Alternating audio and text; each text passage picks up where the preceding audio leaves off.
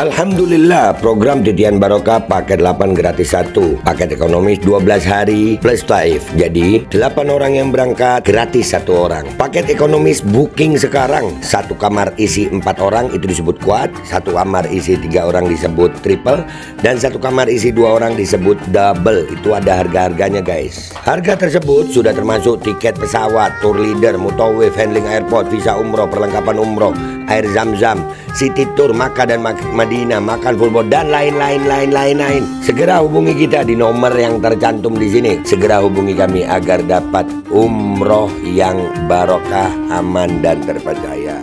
Assalamualaikum warahmatullahi wabarakatuh. Welcome back, selamat datang lagi di channel Babe Aldo bersama gua Babe Aldo, YouTuber rakyat biasa yang tetap santai, tetap sehat, dan jangan lupa ngopi. Bismillahirrahmanirrahim. Alhamdulillahirrabbilalamin. Wassalatu wassalamu ala sayyidil mursalin sayyidina Muhammadin wa ala alihi washabihi ajma'in. Rabbi shrah li sadri wa yassir li amri wa hlul 'uqdatam min lisani yafqahu qawli bi nabi wa ali. Salam revolusi akhlak, semangat revolusi akhlak. Semoga akhlak kita jadi lebih baik hari ini dibanding kemarin. Panjang umur, perjuangan, merdeka, Allahu Akbar.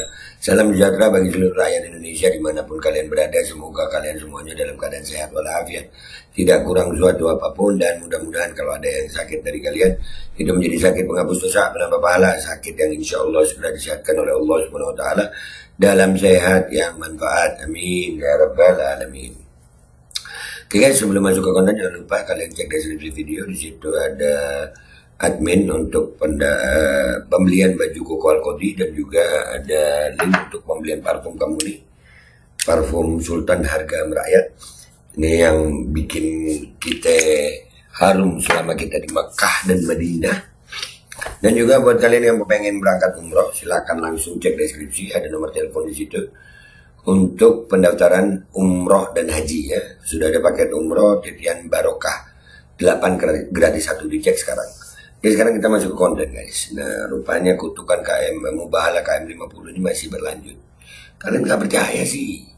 Nah, sekarang beritanya, baca lagi, polisi lagi nih. Polisi lagi, oknum polisi lagi nih beritanya. Kabar berikutnya dari Kalimantan Tengah, anggota polisi di Kalteng diduga bunuh dan curi mobil korban, mayat dibuang, mobil dijual, anjir. Aduh, listrik gimana anak buah lu pak? Udah terlalu parah ya ini. Kutukan Mubahala KM 50 berlanjut. Rasain itu. Nggak percaya sih. KM 50 nggak mau tobat, nah terus kebongkar. Sudah ada yang bunuh ibu, sudah ada ya. Ya, nih sekarang ada lagi Palangkaraya nih, Kalimantan Tengah ya nih, beritanya Palangkaraya Kompas.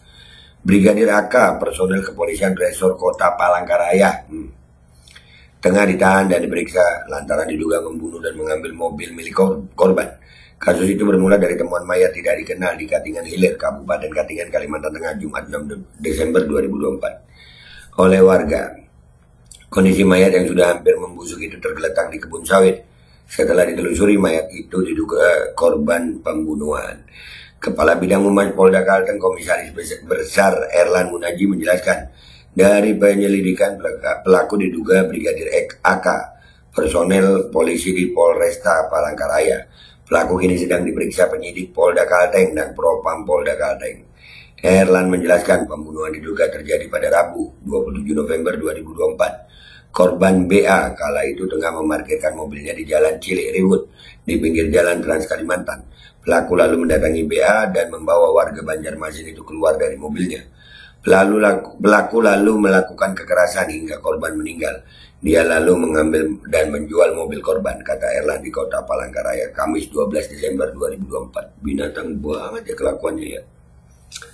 Allahu Akbar. Erlan mengaku belum mengetahui jenis kekerasan yang dimaksud. Saat ditanya wartawan soal penggunaan senjata api, Erlan menyatakan masih menunggu hasil pemeriksaan. Waduh, belum tahu ya pak ya? Iya pak. Selain itu, Erlan juga belum mengetahui berapa banyak luka pada korban hingga motif pembunuhan. Keberadaan saksi kunci juga disebut belum terkonfirmasi polisi. Status pelaku nanti akan disampaikan jika proses pemeriksaan sudah selesai, ungkap Erlan.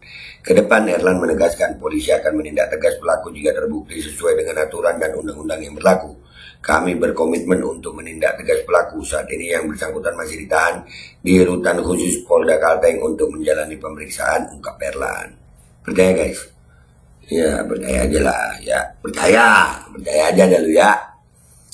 Kasus ini menambah panjang daftar kasus polisi yang meresahkan. Sebelumnya publik diguncang oleh ulah Ajun Inspektur 2 Robik. Robik terbukti menembak warga di kawasan Ngalian Kota Semarang pada Minggu 24 November 2024 dini hari.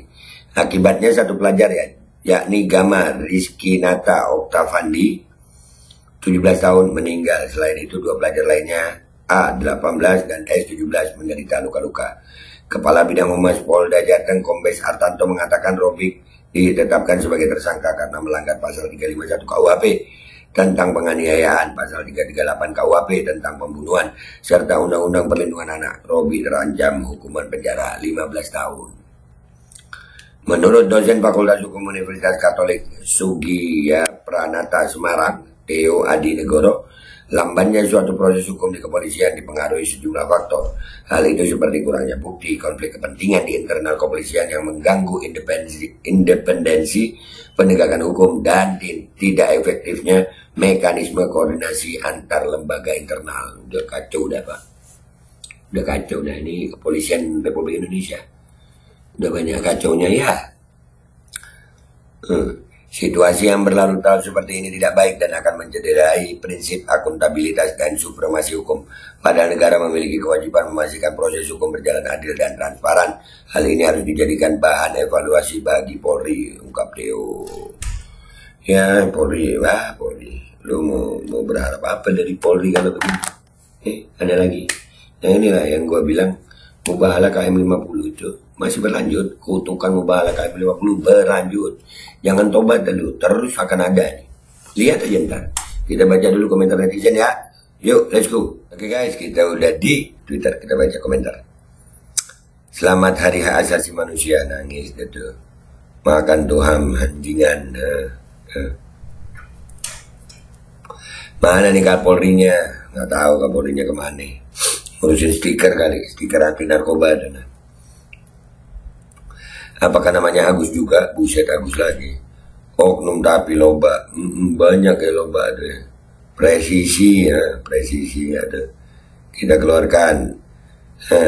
Ada yang tembak tentara, ada yang tembak teman sendiri, ada yang tembak warga, ada yang tembak siswa SMK, ada yang bunuh ibu kandung, ada yang cabuli mertua. Anehnya kita disuruh bikin surat kelakuan baik di kantor dia. Makanya gimana Pak? Nah, polisi lagi. Catatan kontras ya, ini 34 ini kemarin udah kita bahas. Iya polisi. Gila ya Parcok, ini akibat program revolusi mental Fir'aun Jawa berkuasa 10 tahun. Parcok rusak habis akibat dijadikan anak emas yang harus melindungi dan mengayomi rakyat, malah jadi institusi kumpulan bangsat ikan busuk dari kepalanya. Udah gak tahu dah ya. Rasain dah tuh, silakan Polri terus. Kualat KM 50 itu begini sayang. Banyaknya kasus yang melibatkan anggota Polri sebenarnya sudah cukup menjadi pertimbangan buat Presiden untuk mereformasi Polri. Iya mestinya. Cuman kalau Presidennya masih takut-takut mau bilang apa. Beban anggaran negara, buset anggaran Polri dari tahun ke tahun naik. Tapi kerjanya, kinerjanya masih begini aja. Ayo banyak yang mati nih. Saudara, kemarin ada urusan Parcok dipanggil keluar kota, padahal jelas-jelas korban penjualan barang curian di marketplace. Dipanggilnya saksi malah di BAP penada dan disuruh bayar. Diancam masuk bui, barangnya disita, duit gak balik, harus bayar pula. Udah biasa kakak. Udah biasa, Divisi Humas Polri, seremoni. Sudah tidak boleh, waktunya bekerja. Itu anggota Polri dididik, biar gak ada lagi anggotanya yang idiot. Lu. Indonesia tidak butuh polisi, anjir. Indonesia tidak butuh polisi, ganas, iya. Itu udah diambil, dipukulin, apa disiksa, kekerasan. Gak tahu ada penggunaan senjata api atau enggak. Gimana kan kekerasannya, mobilnya dicolong terus dijual. Anjir, binatang banget itu kelakuannya.